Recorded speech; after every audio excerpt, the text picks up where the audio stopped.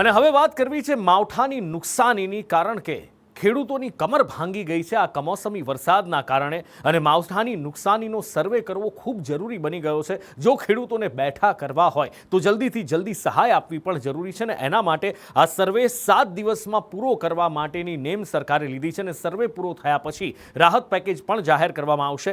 આ પ્રવક્તા મંત્રી જીતુ વાઘાણીએ નિવેદન આપતા કહ્યું છે કે 5 જિલ્લામાં અતિ ભારે વરસાદ પડ્યો છે અને 10 લાખથી વધારે હેક્ટરમાં પાક નુકસાની થઈ છે।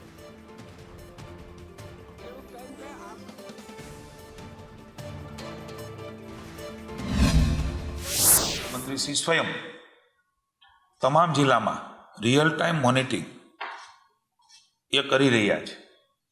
કયા જિલ્લામાં, કયા તાલુકામાં, કયા ગામમાં કેવી મુશ્કેલી છે। ધારાસભ્યશ્રીઓ સાથે, સંસદસભ્યશ્રીઓ સાથે 5 જિલ્લામાં અમે ગયા છીએ, પણ જ્યાં જ્યાં પણ વરસાદ પડ્યો છે, જ્યાં જ્યાં પણ મુશ્કેલી છે, જ્યાં જ્યાં પણ અસરગ્રસ્ત ખેડૂતો છે, ખેતરો છે, અમે ખેતરોમાં પણ ગયા છીએ।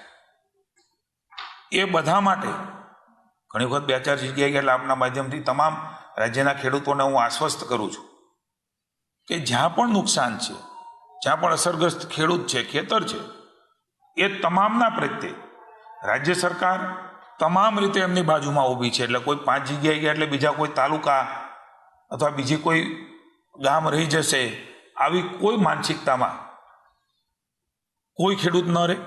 સકારાત્મક રીતે પોઝિટિવનેસતાથી એ રાજ્યની સરકાર નિર્ણય કરવાની છે। અરવલ્લી જિલ્લામાં ખાબકેલા કમોસમી વરસાદના કારણે મેઘરજ અને સાઠંબા તાલુકામાં મગફળી અને સોયાબીનના પાક સંપૂર્ણ નિષ્ફળ ગયા છે। ખેડૂતોને લાખોનું નુકસાન થયું છે। ખેડૂતોની મહેનત પર માવઠાએ પાણી ફેરવી નાખ્યું છે અને ખેડૂતો અત્યારે એક જ આસ લગાવીને બેઠા છે કે જો સરકાર કોઈ સહાય કરે તો ખેડૂત ફરીથી બેઠો થઈ શકે એમ છે।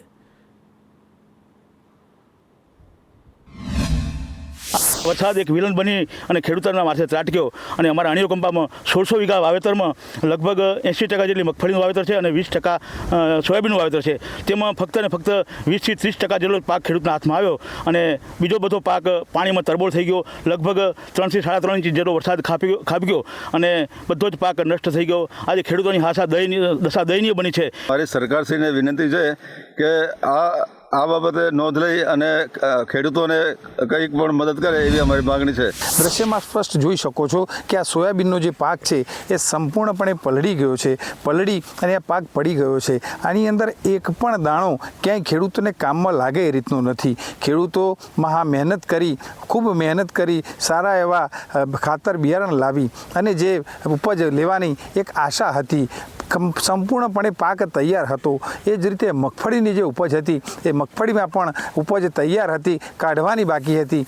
એવામાં જ આ કમોસમી વરસાદ થયો, જેના કારણે ખેડૂતોને રાતા પાણી રોવાનો વારો આવ્યો છે। ત્યારે ખેડૂતોની માગ છે કે સરકાર યોગ્ય સર્વે કરાવી અને ખેડૂતોને આ પાક નુકસાનીનું યોગ્ય વળતર આપે।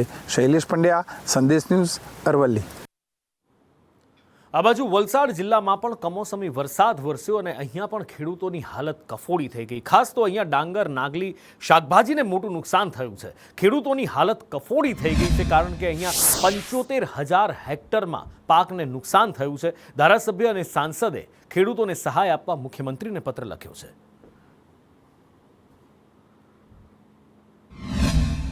ડાંગરના પાકને ભયંકર નુકસાન થઈ રહ્યું છે અને ખેડૂતો ડાંગર જે સિઝન પ્રમાણે લણી લેવો જોઈએ તે લણી શક્યા નથી, કારણ કે ખેતરમાં પુષ્કળ પાણી હોય છે। ડાંગર પાકી ગયું છે અને અત્યારે એ કોહવાઈ જવાના પરિસ્થિતિમાં છે। એટલે ખેડૂતો આર્થિક રીતે ઘણા પાયમાલ થયા છે। સરકારશ્રીને મારી વિનંતી છે કે કોઈપણ સંજોગોમાં સર્વે કરાવી ખેડૂતોને રાહત મળે એવા પ્રયત્નો કરવા જોઈએ। જ્યાં જોઈ ગામડામાં જાઓ, જ્યાં જોઈ ત્યાં નુકસાન થાય એક બાતનું થઈ જ ગયેલું છે, કાંઈ મળે નહીં। જ્યાં જોઈ ત્યાં હવે ચોખા નહીં નીકળે, પાવડર નીકળે। તમે 400 રૂપિયા કિલો આપણે ભાત લેવાનું લાખવાનું, એમાં તમે 400 રૂપિયા જ 1 કિલોનો ભાવ હોય, એમાં 100 કિલો લઈ જાઓ તમે, ખાલી 10 કિલો ચોખા નહીં નીકળે, ખાલી પાવડર જ બધું। એટલે જે તે ગામડામાં કે તમે જ્યાં જાઓ ત્યાં બધું આ પાવડર જ છે। કોઈ જગ્યાએ સારું ભાત નહીં મળે. તો બધું આવું થઈ ગયું તો એને શું કરીએ એમ. શું થઈ ગયું, શું નુકસાન? બહુ નુકસાન એટલે બહુ થઈ ગયું એમ, કઈ મળી જ નહીં તેમાં એમ. શું આવેલું હતું ને કઈ શું થયું નુકસાન કેના કારણે? વરસાદના લીધે. વરસાદ હવે આવ્યા કરે તો કેમ કરીને ભાત કાપીએ અમે, એના લીધે બધું એકદમ નુકસાન થઈ ગયું. હવે આના પાસે જીવાનું અમારે, હવે કાં જાય, દૂર બી તો અહીંયા વાપી સુધી જવા પડે ત્યારે. તે હોય તો કોઈ દિવસ રિક્ષા મળે નહીં મળે તો કંઈ મજૂરી બી નહીં મળી રહી એવું. સરકાર જે સહાય આપે છે હેક્ટરમાં આપે છે.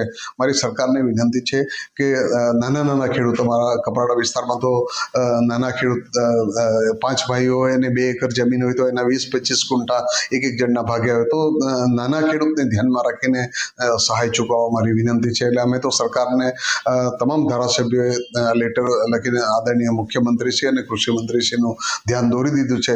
જે શાકભાજીના જે આખા ખેતરો જેમણે મહા મુસીબતે ઊભા કર્યા એ પૂરા મુશ્કેલીમાં મુકાયા છે. ખેડૂત ખૂબ ચિંતામાં પડ્યો છે અને એના માટે અમે સરકારશ્રીને, માન્ય મુખ્યમંત્રીશ્રી અને કૃષિ મંત્રીશ્રી અને આપણા નાણામંત્રી કનુભાઈ દેસાઈ સાહેબને પણ અમે લેખિતમાં જાણ કરી છે. આ બાજુ પોરબંદર જિલ્લામાં પણ ખેડૂતોની હાલત આવી જ છે. કમોસમી વરસાદ પડ્યો અને ખેડૂતોની કમર ભાંગી ગઈ. આર્થિક નુકસાન ભયંકર થયું છે.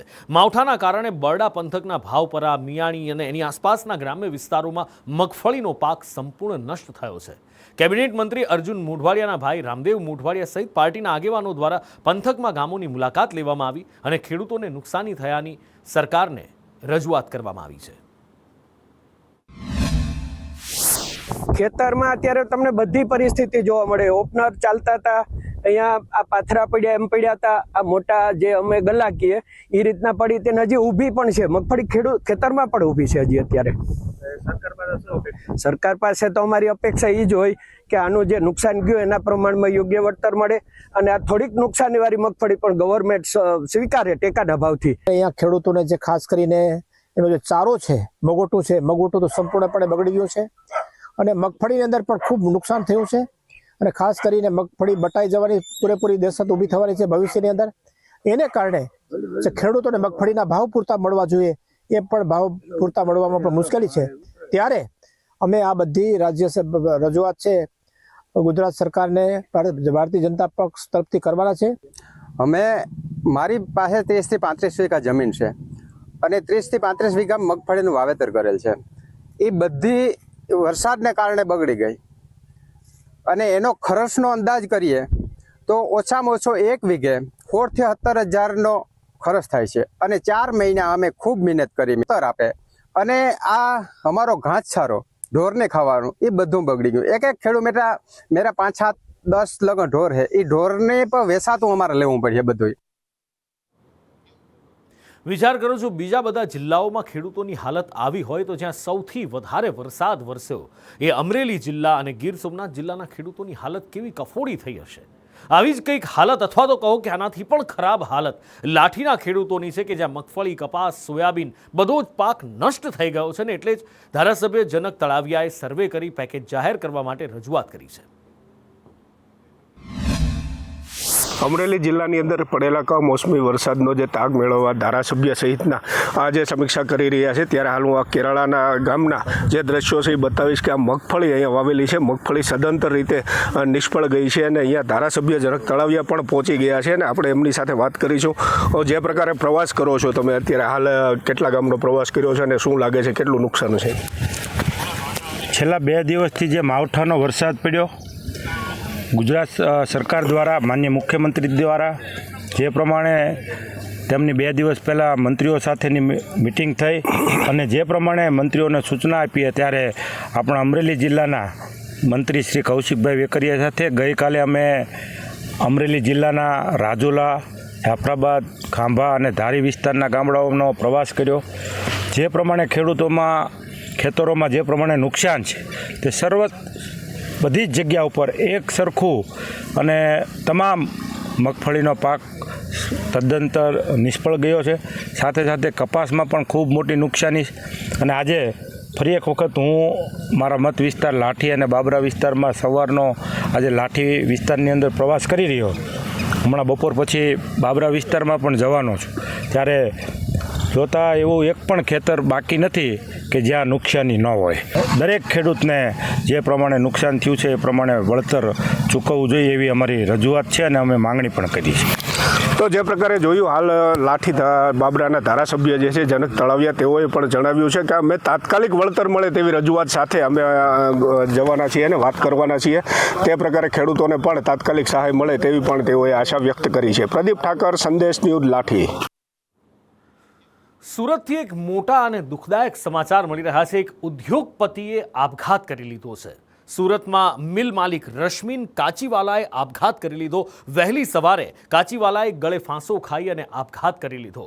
તપાસ કરતાં જાણવા મળ્યું છે કે કાચીવાલા છેલ્લા ઘણા સમયથી ડિપ્રેશનમાં હતા અને એના કારણે આપઘાત કર્યો હોવાનું ચર્ચાઈ રહ્યું છે. પોલીસ અત્યારે તપાસ કરી રહી છે અને સાચું કારણ જાણવાના પ્રયત્નો કરી રહી છે. જયેન્દ્ર પાસેથી વિગતે જાણીએ. જી જયેન્દ્ર.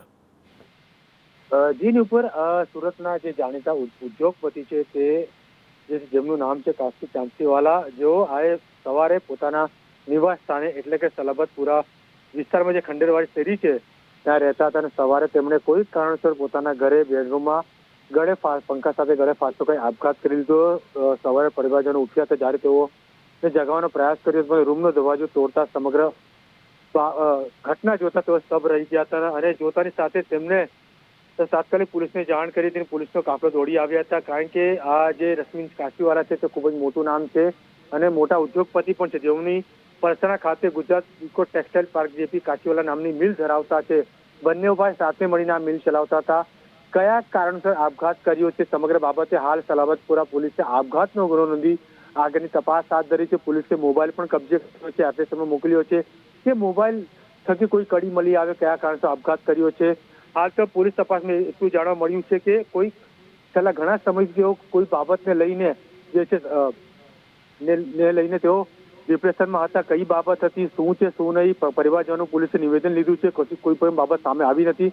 હાલ છેલ્લો એક પોલીસને જે કડી મળી શકે તો મોબાઈલ છે, તે પોલીસે હાલ મોબાઈલ કબજે કરીને જે છે એફએસએલમાં મોકલે છે. બીજી બાજુ પોલીસે આ સમગ્ર બાબતે આપઘાતનો ગુનોની તપાસ હાથ ધરી. ત્યારે આખા જે ખંડેવાડી જે શેરી છે તેમાં પણ જે ખત્રી સમાજ કહેવાય છે, 2 થી 3 શેરી જે ખત્રી સમાજ તરીકે સુરતમાં જાણીતું છે, ખત્રી સમાજ પણ આખું જે છે એમાં શોકનો માહોલ છવાઈ ગયો છે કારણ કે આટલા મોટા ઉદ્યોગપતિ કઈ રીતે આપઘાત કરી શકે સૌથી મોટો સવાલ છે. જયેન્દ્ર, માહિતી બદલ આભાર.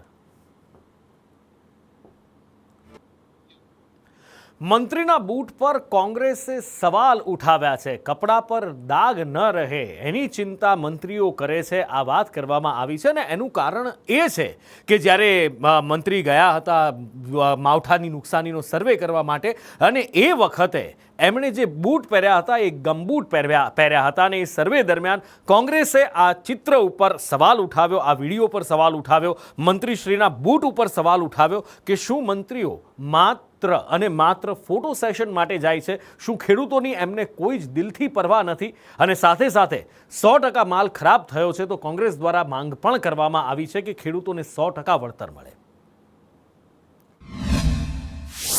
મંત્રીશ્રી ફોટોશોપની જેમ ફોટો ઓપોર્ચ્યુનિટી હોય એવી રીતે જાય, જઈને એવી રીતે ઘોડે સવારી માટે નીકળતા હોય એવા ગમબૂટ મોટા સરસ મજાનો લાલ કલરનો જબ્બો પહેરીને જાય અને પોતે ઘોડે સવારી માટે જતા હોય ને ખેડૂતો પ્રત્યેની જે અસંવેદનશીલતા છે.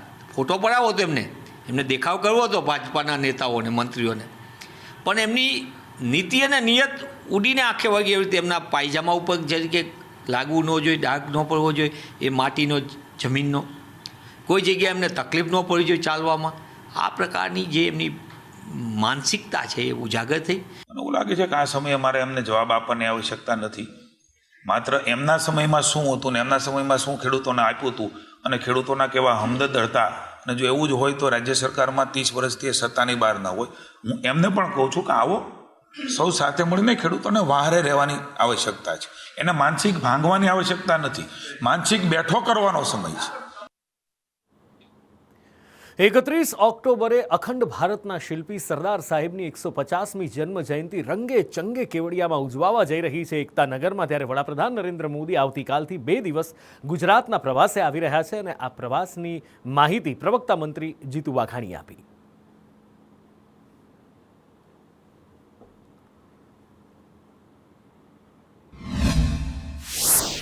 1219 કરોડથી પણ વધુ વિવિધ માળખાગત અને વિકાસના પ્રોજેક્ટનું ઉદ્ઘાટન અને શિલાન્યાસ આપણા દેશનો ગૌરવ અને વૈશ્વિક નેતા આદરણીય નરેન્દ્રભાઈ મોદી સાહેબના હસ્તે કરવામાં આવશે. તેમજ બસોને પણ લીલી ઝંડી માનનીય મોદી સાહેબના હસ્તે આપવામાં આવશે.